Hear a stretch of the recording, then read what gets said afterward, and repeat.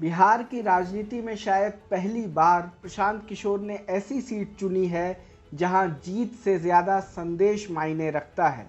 उन्होंने बांकीपुर विधानसभा उपचुनाव लड़ने का ऐलान करके सीधे भाजपा के सबसे मजबूत गढ़ को चुनौती दे दी है।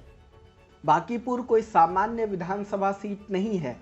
पटना के बीचों बीच स्थित यह सीट पिछले करीब 45 वर्षों से भाजपा के कब्जे में है।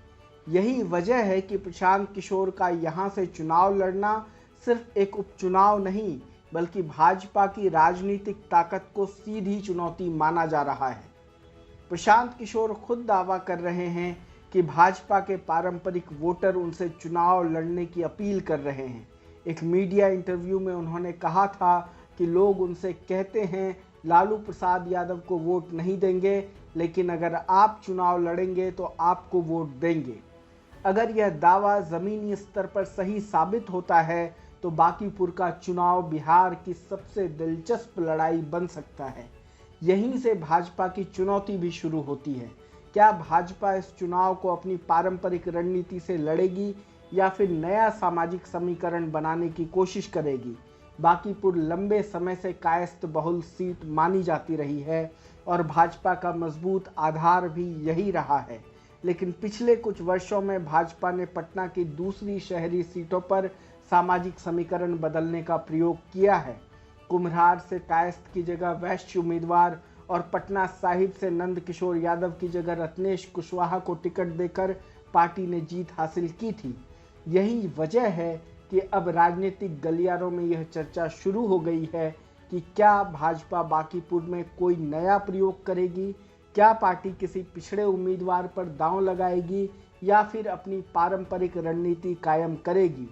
इस बीच एक और सवाल भी उठ रहा है, क्या भरत तिवारी इनकाउंटर का मुद्दा चुनावी माहौल को प्रभावित करेगा या पूरा चुनाव प्रशांत किशोर बनाम भाजपा की प्रतिष्ठा की लड़ाई बनकर रह जाएगा? हालांकि इन सभी सवालों का जवाब अभी भविष्य के गर्भ में है। भाजपा अभी उम्मीदवार चयन की प्रक्रिया में है। अंतिम फैसला केंद्रीय चुनाव समिति को करना है। लेकिन एक बात तय है, प्रशांत किशोर ने उम्मीदवार बनने का ऐलान करके बांकीपुर उपचुनाव को साधारण उपचुनाव नहीं रहने दिया।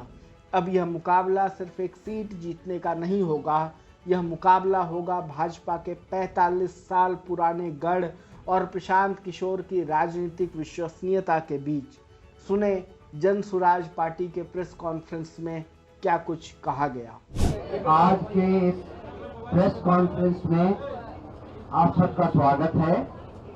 जैसा कि हमने 2 तारीख के अपने प्रेस मीट में आप सबको बताया था कि बांकीपुर की जनता की छांव के संदर्भ में हमने निर्णय लिया था कि इस बात को पार्टी की कोर कमेटी में रखा जाएगा कि पार्टी का इस उपचुनाव में कौन उम्मीदवार हो।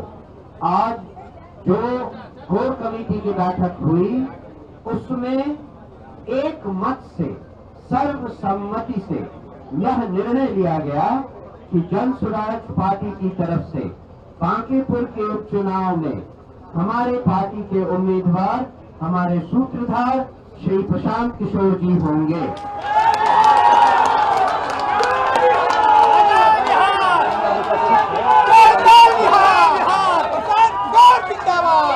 आप सब जानते हैं कि आपके बीच अभी मेरी बाईं तरफ प्रशांत जी बैठे हुए हैं। मैं उनसे निवेदन करूंगा कि वो आप सबको इस मौके पर संबोधित करें। बहुत बहुत धन्यवाद। सभी साथियों का यहाँ अभिनंदन, स्वागत। मैं सबसे पहले अपने पार्टी के सभी वरीय साथियों का, सहयोगियों का, नेताओं और कार्यकर्ताओं का दिल से आभार व्यक्त कर रहा हूँ, धन्यवाद दे रहा हूँ, जिन्होंने मुझ पर ये जिम्मेवारी, ये भरोसा मेरे कंधों पर रखा है। और सबसे पहले मैं उनको आश्वस्त करना चाहूंगा कि पिछले 4 वर्षों से जन सुराज ही मेरा जीवन है। आगे कम से कम 10 वर्षों तक, जब तक बिहार में बदलाव की संकल्पना को चरितार्थ न कर लिया जाए तब तक दूसरा कोई जीवन में उद्देश्य नहीं है।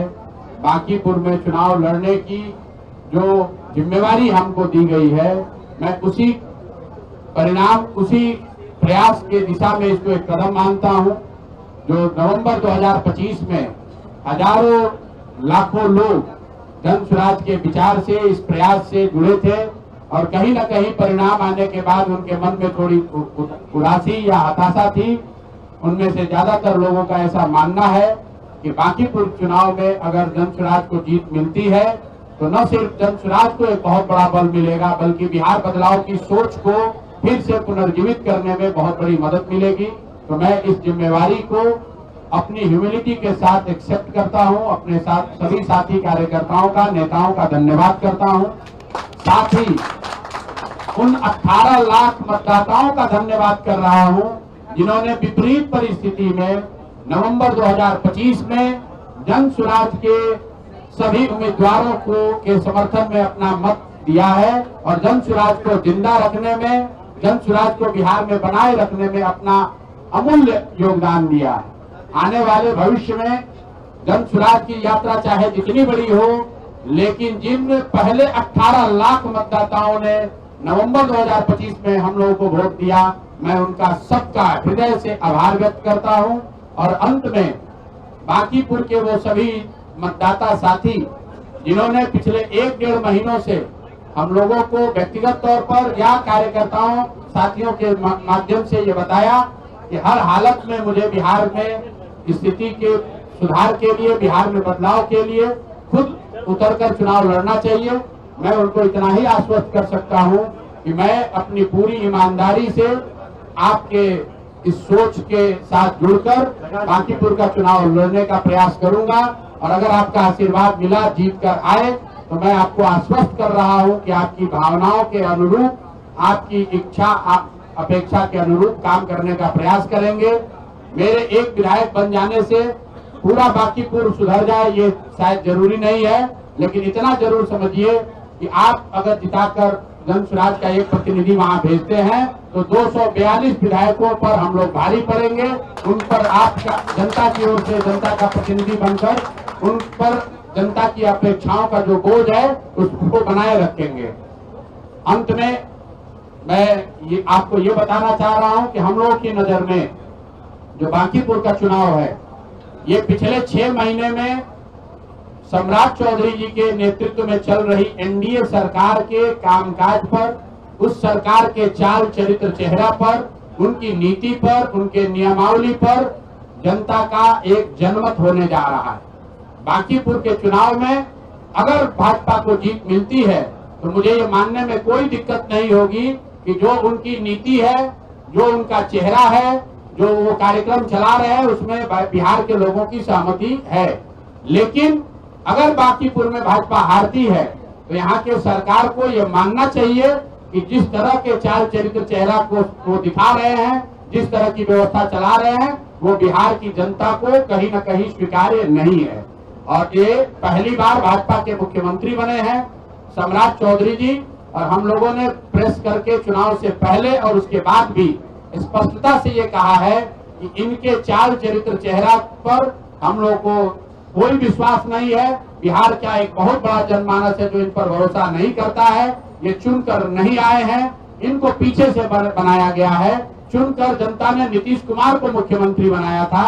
तो कहीं न कहीं बांकीपुर की जनता, जो बिहार की सबसे प्रबुद्ध और समृद्ध जनता है, बिहार के सबसे प्रबुद्ध और समृद्ध मतदाताओं के कंधों पर अब ये बोझ है कि वो सबसे बेहतर उम्मीदवार को बांकीपुर से चुने और चुनकर सरकार पर, सरकार की नीतियों पर बिहार की जनता की ओर से एक निर्णय सुनाए। और मैं आपको कैमरे पर कह रहा हूं, आपके जरिए बिहार की जनता को और बांकीपुर के मतदाताओं को अपील कर रहा हूं कि जो सबसे बेहतर आपको दिखे, आप जाति, धर्म, दल, नेता सबसे ऊपर उठकर उस व्यक्ति को वोट दीजिए। हमसे बेहतर कोई आपको लगता है उसको वोट दीजिए। हर हालत में बांकीपुर से एक अच्छा आदमी, एक अच्छा विधायक जीतना चाहिए, बिहार जीतना चाहिए। दल जीतते और हारते रहेंगे, नेता लोकतंत्र में जीतते हारते रहेंगे। राज्य का विकास हो, राज्य में बदलाव हो, राज्य में सुधार हो, उसके लिए जरूरी है कि बिहार से एक अच्छा व्यक्ति बांकीपुर से अच्छा व्यक्ति जीते। इसी अपील के साथ मैं अपनी बात खत्म कर रहा हूँ। बहुत बहुत धन्यवाद।